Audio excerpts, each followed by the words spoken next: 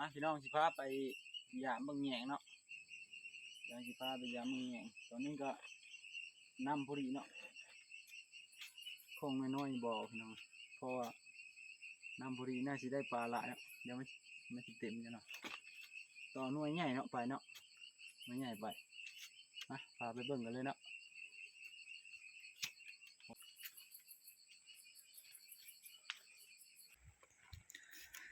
มายามเบิ่งแยงเด้อพี่น้องเด้อแยงเนาะโอ้สภาพแยงยังเป็นอันนี้พี่น้องโอ้บ่ธรรมดาพี่น้องน้ำความแห้งของน้ำเนาะ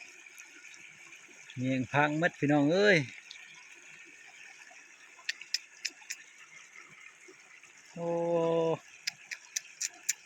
ลุกพี่น้องเอ้ยบ้านว่าสิมายามแยงเนาะ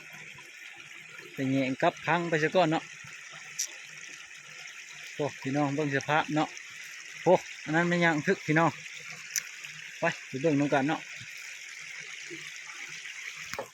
ไปเบิ่งอันนู้นเด้อโอ้โอ้โอ้พี่น้องแยงทะลุหมดพี่น้องเอ้ยโอ้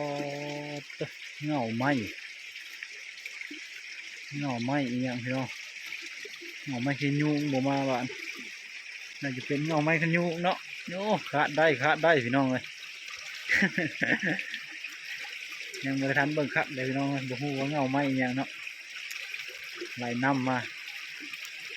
โอ้ถึงแยงใส่ปลาแต่เป็นเงาไหมพี่น้องจะเป็นเงาไหมมาดึกเนาะแยงทะลุเบิ่งสภาพพี่น้องโอ้ขาดหมดนู่นพวกลุกพี่น้องเอ้ยแยงก็ขาดปลาก็ไม่ได้เนาะเงาไหมบ่ธรรมดาพี่น้องใบน้อยเด้อถ้าเป็นเงาไหมกันยูกันยังใครเนาะพอสิได้เงินบางทีมีคนซื้อเนาะโอ้ลุกพี่น้องเอ้ยแยงก็ขาดนั่นนี่สภาพแยงเนาะมานำโอ้เบิ่งสภาพแยงพี่น้องเอ้ยพังไปหมดเนาะหวังว่าสิได้ปลาพี่น้องเอ้ยแต่มาเบิ่งสภาพแยงโอ้แยงพังหมดเด้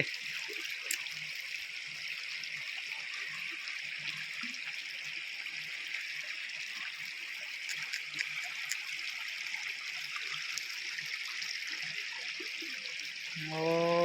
แยงก็ขาดแล้วบ้านเด็กเนาะโอ้ลบบ้านมันสิได้มาซื้อแยงมาเนาะจังได้สิได้บ้านใกล้สิใส่เข้าแล้วเนาะได้สิได้ใส่เข้าแยงก็ขาดพี่น้องเอ้ยบ้านผู้ใดมีน้ำใจก็ช่วยหน่อยเด้อฝากช่วยแน่พอได้เงินซื้อแยงใส่เข้าเนาะแยงก็ขาดหมดพวกขาดอะไรบ่อนพวกนั้นนี่ก็ขาดอีกพวกนี่ก็ขาดไปหลายบ่อนพี่น้องเลยสิบมีมันแยงใส่เข้าคนละบานหวังว่าสิได้ปลาเนาะแต่ได้เงาไม้พี่น้องเลยลุกเอาบ่ได้ละปลาไม่เนาะสิกลับซะก่อนพี่น้องเลยกลับเมื่อละยังว่าสิได้ปลาแต่ได้กลับเป่าเนาะไม่ได้ปลาพี่น้องเลยมาครั้งนี้ลุกโอ้